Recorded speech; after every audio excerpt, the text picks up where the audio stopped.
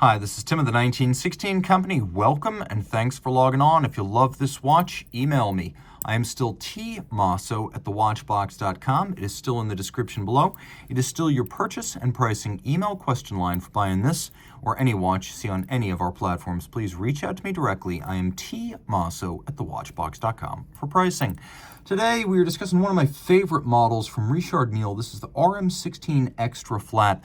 Launched in 2007, it was the company's first rectangular watch and a response to queries from customers who requested a flatter watch that could be worn under a cuff. So in a sense, this is how RM did a dress watch. This example in rose gold, 38 millimeters across, not inclusive of the crown, 50 millimeters from lug tip to lug tip, and yes, quite thin, extra flat even, at 8.3 millimeters thick. You could see that there's a camber and curvature to the case, and that the strap traces that downward arc. So when I put it on my wrist, it is large. Just because it's extra flat doesn't mean it's extra small. This is a man's model, and it does fill up the wrist, but you can see how the curvature of the case works with the arc of your wrist from the tops to the flanks, and so it fits very securely, almost like a hand in glove, or perhaps I should say wrist in case relationship. The strap in rubber is extra supple, and you can see how this watch would fit quite easily underneath a dress cuff. Now I'm going to recommend this watch for wrists of my size or larger, so 16 centimeters circumference and up. Your wrist is going to love the way it feels and the way it looks. Taking a look at the strap, you can see it's clearly bespoke to the model, as the taper is exactly the width of the case at its end. And then we have these little evacuations in profile that mirror the profile of the case recess. And then it's a matte finish for a muted look. You can see on the underside a little bit of removable material to make it more pliant and flexible. But we have a brand new Richard Mille factory strap, no crimping, no gouging. You can see it is OEM. We have a buckle, which includes a combination of titanium and rose gold. This is the well-known GNF Chatelain leaf spring double-to-point clasp. It will snap itself shut as you begin to close it, and it will pop itself open as you begin to open it. And that is the idea behind the mechanism. It is very clever. You can see that we have this triple finished buckle that's designed to echo the design of the case with RM's signature spline screws. You can see how the profiles are media blasted. We have a polished bevel that runs around the sides, then we have setination on the top. So titanium and rose gold, just like the case. Snap this shut, flip this over. Take a quick look at the case band. We have these columns that frame the slots for the spline screws. That's what these are called. You can see they're polished on their tops.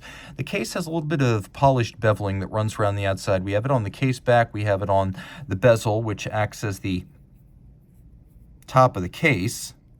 And then you can see vertical, deep grain satination and profile. The watch includes a slightly cambered sapphire on the dial side, and it has exactly the same on the reverse side, so impressively manufactured because it is super flush fit. Now, taking a look at the top, the watch reads as all of a piece. This one big faceplate is what presents itself to the owner. We have an alternately satinated and polished ceramic crown with a conical rose gold segment. And then the dial has a carbon composite flange that sits around the outside. It acts as the mounting point for the individual hour indices. So let's do a lume shot. Get a sense of how this watch looks in the dark. No shortage of lume.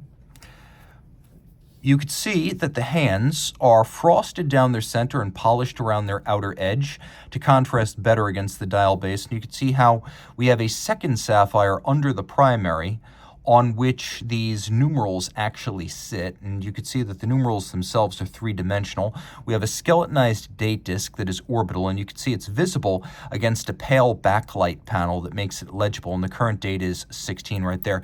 A fun fact, this watch, though it doesn't have a seconds hand, it does retain the underlying stop seconds function of the Vaucher movement on which it is based.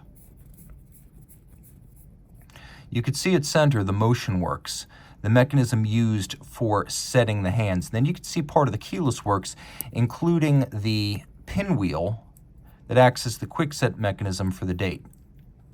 You can see how that quickset mechanism works. You can also see that the movement has been extensively skeletonized, blackened, coated with anthracite for the bridge over the motion works and the keyless works, matte finished, and you can even see that the two barrels have been skeletonized because the mainsprings are visible from the dial side. Now flip it all over and you can see that RM was very serious about making this a thin watch, to the extent that the sapphire on the case back was actually hollowed out to create a recess in which the rotor can turn. So the rotor's actually sunken somewhat into the sapphire of the case back. There are little rubber bumpers where the movement anchors to the case. So at these four corners, there's a little bit of compliance added via rubber bumpers or donuts that make it a bit more shock tolerant. You can also see that the case back also skeletonized grade 5 titanium to reduce the sprung mass. And then we have this variable geometry rotor with these two masses that move in and out.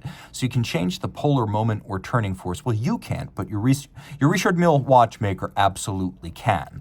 So if you're very sedentary, it can be adjusted to be very reactive and efficient as a winder, or if you're super active and you don't want to necessarily wear down the bearing in the winding system, you might set it to be less reactive. Those masses are made of white gold. You can see we have spline screws used internally for assembly.